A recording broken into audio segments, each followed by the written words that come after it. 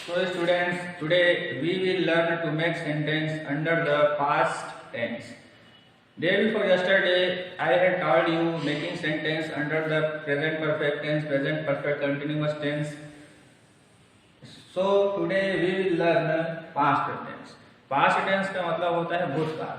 और यहाँ पर भूतकाल कहने का मतलब यह है कि भूतकाल मतलब जो समय बीत चुका है, मतलब वर्तमान में वो समय नहीं है, वो समय बीत चुका है, उसको उसमें जो सेंटेंस बनाते हैं तो उसको हम पास्ट टेंस के अंतर्गत लिखेंगे। ठीक है, मतलब जो बीती हुई बातें हैं उनको उस प्रकार के सेंटेंस बनाने के लिए हम पास्ट टेंस का यूज करते हैं। There are following types of past tense. Past tense के निम्न प्रकार है। पहला है past indefinite tense. Past indefinite tense का मतलब होता है सामान्य भूतकाल। सामान्य भूतकाल कहने का मतलब यह है कि जो इंडेफिनिट फॉर्म है वो जो डेली रूटीन के जो वर्क होते हैं उनको बताने के लिए हम इसका यूज करते हैं। सेकेंड है यहाँ पर पास्ट कंटिन्यूअस। इसका मतलब होता है अपूर्ण भूतकाल।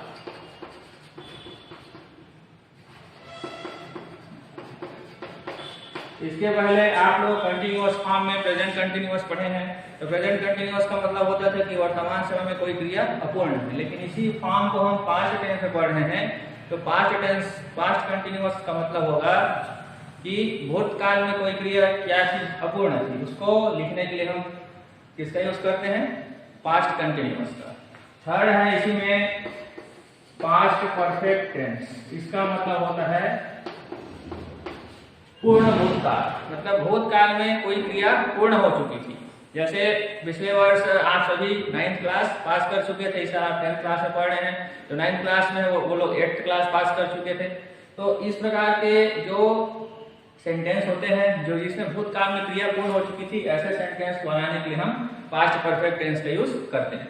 फिर फोर्थ है पास्ट परफेक्ट कंटिन्यूअस टेंस। इसका मतलब होता है पूर्ण अपूर्ण भूतकाल।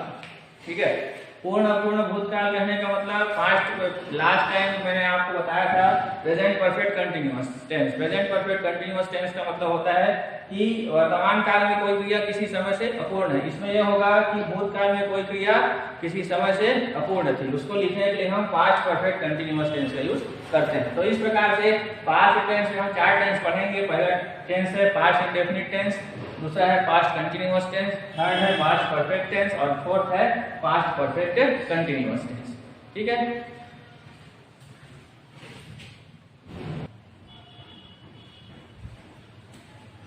इसके बाद हम लोग पढ़ते हैं पहला पास्ट टेंस में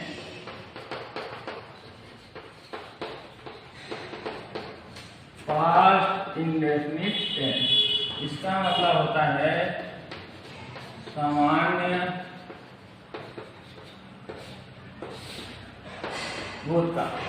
ठीक है, सामान्य भूतकाल कहने का मतलब है कि भूतकाल में कोई क्रिया हम डेली रूटीन में करते थे, तो उसको लिखने के लिए हम क्या लिखेंगे, पास्ट इंडेफिनिट टेंस का यूज करेंगे। इसका आइडेंटिफिकेशन,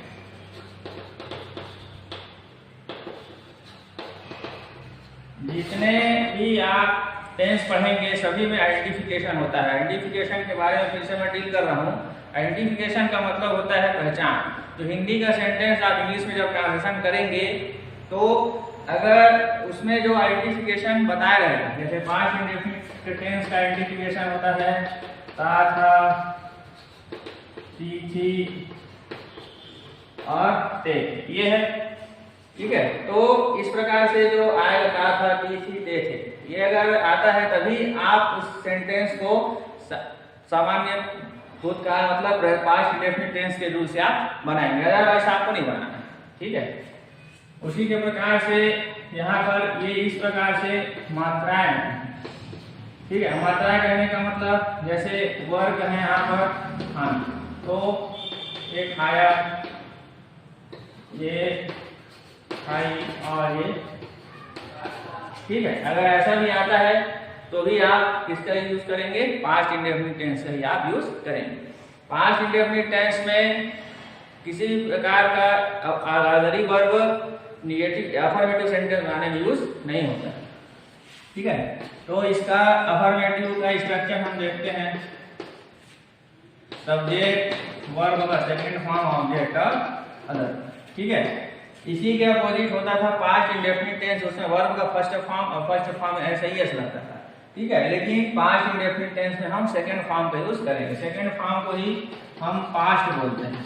ठीक है, तो यहाँ पर जैसे मैं लिख रहा हूँ, पहला राम पत्र भेजता। ठीक है, तो यहाँ पर सब्जेक्ट राम है, तो क्रिया राम के द्वारा हो रही है। ठीक है, अब यहाँ पर क्रिया है क्या, भेजना। भेजना को इंग्लिश में हम बोलते हैं सेंड। ठीक है, सेंड का सेकंड फॉर्म सेंड होता है, राम सेंट लेटर। ठीक है, राम सेंट लेटर। दूसरा है तुम जाते थे, तो यहां लिखोगे यू वेंट। क्या लिखेंगे, यू वेंट। थर्ड सेंटेंस है, इसी में हम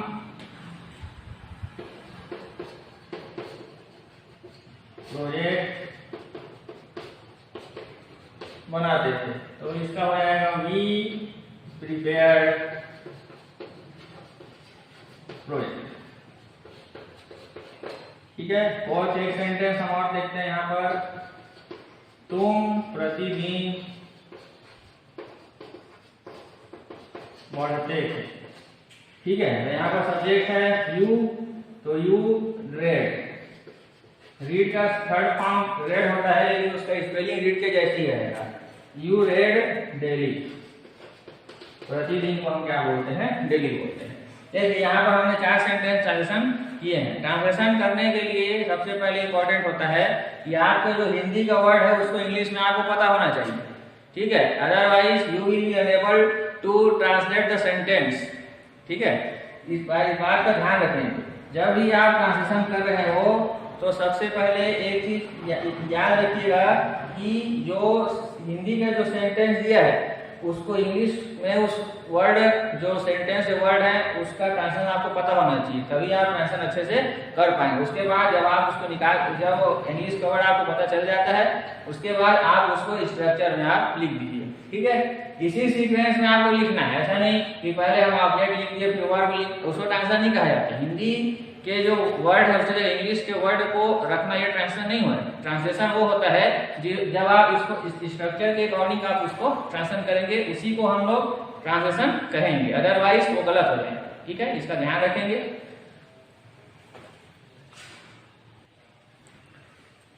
इसके बाद हम पास्ट इंडेफिनिट टेंस में निगेटिव सेंटेंस और इंट्रोगेटिव सेंटेंस बनाना सीखेंगे। ठीक है, निगेटिव सेंटेंस बनाने के लिए एक चीज ध्यान रखेंगे कि निगेटिव सेंटेंस बिना ऑक्सिलरी वर्ब के नहीं बनता। ठीक है, निगेटिव सेंटेंस का स्ट्रक्चर है, उसका डेफिनेशन ये है कि not is added having auxiliary verb to make negative sentence. मतलब जो निगेटिव सेंटेंस जो होता है वो ऑक्सिलरी वर्ब के साथ नॉट लगाने से बनता है।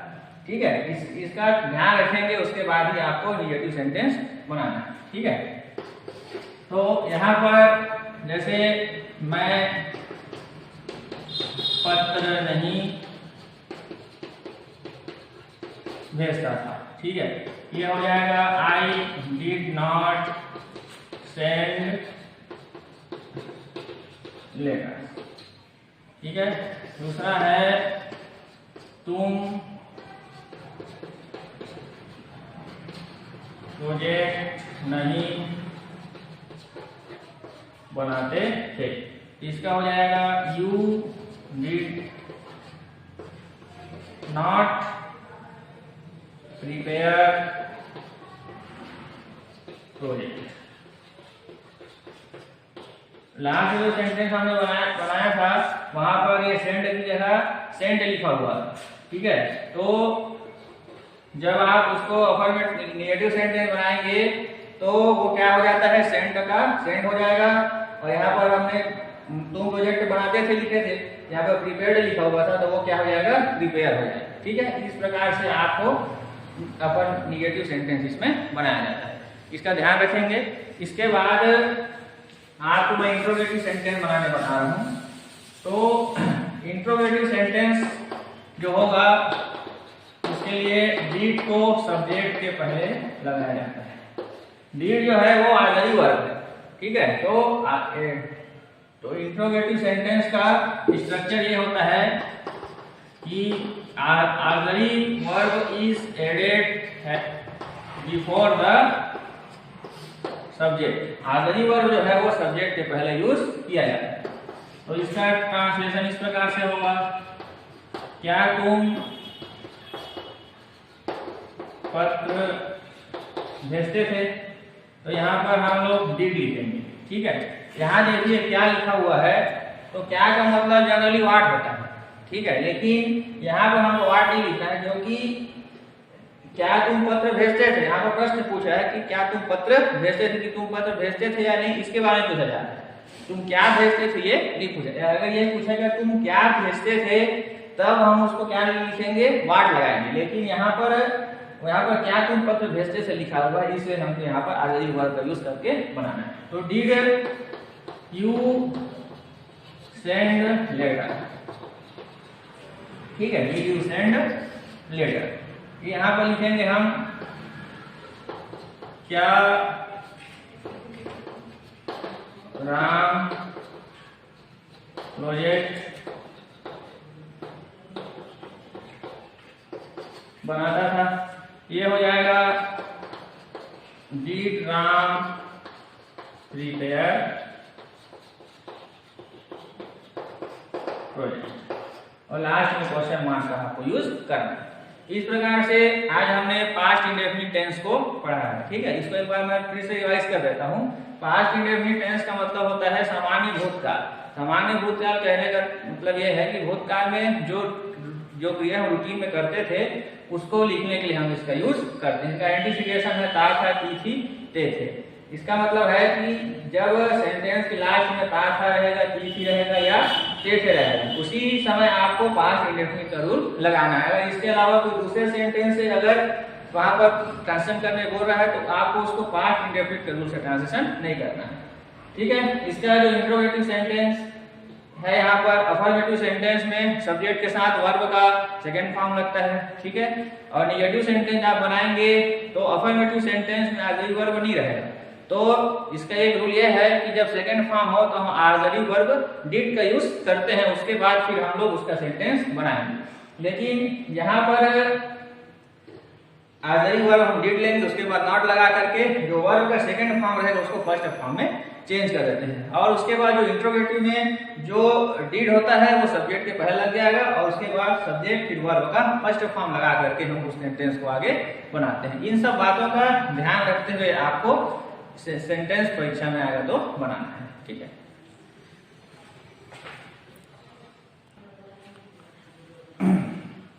आगे इसमें हम देखते हैं कि सेंटेंस का जो ट्रांसफॉर्मेशन होता है वो किस प्रकार किया जाता है। लास्ट वीडियो में मैंने आपको बताया था कि जो टेंस से रिलेटेड या ग्रामर पोर्शन के जितने भी क्वेश्चंस हैं वो सभी डू एज डायरेक्टेड के अंडर में ही आपको पूछा जाएगा। ठीक है, तो यहाँ हम आज फिर से डू एज डायरेक्टेड को एक बार प्रैक्टिस करेंगे, उसको आप लोग थोड़ा सा ध्यान से समझेंगे। Ram is going to school, change into past indefinite. ठीक है, यहाँ पर अभी हम लोग पास्ट इंडेफिनिट टेंस पढ़े हैं, तो Ram is going to school, इसको हमको पास्ट इंडेफिनिट में चेंज करना है। ठीक है, तो पास्ट इंडेफिनिट टेंस का जो स्ट्रक्चर होता है वो सब्जेक्ट प्लस ऑब्जेक्ट और अदर ये होता है। इसके अलावा दो स्ट्रक्चर और हैं, subject plus did not, verb का फर्स्ट फॉर्म और ऑब्जेक्ट और अदर वर्ड, और डिड प्लस सब्जेक्ट, वर्ब का फर्स्ट फॉर्म, ऑब्जेक्ट और अदर वर्ड। ये इस प्रकार से जो सेंटेंस होते हैं वो यहाँ पर बनाए जाते हैं। सबसे पहले जब भी आप टेंस चेंज करेंगे तो उसके लिए मैंने आपको लास्ट टाइम बताया है कि सबसे पहले आपको अगर कोई सेंटेंस टेंस में चेंज करने के लिए दिया जा रहा है तो आप उसके सेंटेंस के प्रकार को पहचान लीजिए कि वो किस प्रकार का सेंटेंस है, वो अफर्मेटिव है या निगेटिव है या इंट्रोगेटिव है। अफर्मेटिव सेंटेंस का ये आइडेंटिफिकेशन था कि अफर्मेटिव सेंटेंस जो होता है उसमें किसी भी प्रकार का नॉट नहीं लगा रहेगा और ऑक्सिलरी वर्ब जो होता है वो सब्जेक्ट के बाद होता है, उसको हम लोग अफर्मेटिव सेंटेंस कहते हैं। तो ये जो सेंटेंस है अफर्मेटिव है और इसको बदलना है पास्ट इंडेफिनिट में, तो पास्ट इंडेफिनिट के अफर्मेटिव के स्ट्रक्चर से इसको हमको बदलना पड़ेगा। तो इसका स्ट्रक्चर लिखा हुआ है, सब्जेक्ट में आएगा राम, तो मैंने यहाँ राम लिख दिया। फिर देखिए इसके बाद मैंने आपको बताया कि पास्ट इंडेफिनिट टेंस के जो अफर्मेटिव सेंटेंस होगा उसमें किसी भी प्रकार से ऑक्सिलरी वर्ब का यूज आपको नहीं करना है, ठीक है। तो इसमें कोई ऑक्सिलरी वर्ब नहीं है, लेकिन इस सेंटेंस में जो ऑक्सिलरी वर्ब इज दिए हैं इसको आपको नहीं लगाना है, क्योंकि ये दूसरे टेंस का ऑक्सिलरी वर्ब है और एक टेंस का जो ऑक्सिलरी वर्ब होता है वो दूसरे टेंस में यूज नहीं किया जाता। इस बात का आप लोग ध्यान रखेंगे, ठीक है। यहाँ पर इसके बाद ये वर्ब का फोर्थ फॉर्म लिखे, इसको सेकंड फॉर्म करेंगे तो वो का सेकंड फॉर्म होता है वेंट, तो राम वेंट, उसके बाद एज इट इज आपको लिख देना है। तो Ram went to school, Ram is going to school का हो जाएगा राम वेंट टू स्कूल। इसके बाद देखिए दोनों सेंटेंस में इसमें आगे वर्ब पूरा चेंज हो गया और गोइंग टू जो है वो का वेंट हो गया, ठीक है। इस प्रकार से उसको सेंटेंस को बनाया जाता है। तो पहले ही मैंने आपको बता चुका हूँ कि जो ऑक्सिलरी वर्ब पूरा का पूरा चेंज हो जाएगा और मेन वर्ब का केवल फॉर्म बस चेंज होता है। इस बात का आप स्पेशली ध्यान रखेंगे, उसके बाद ही आपको आगे सेंटेंस को बनाना है।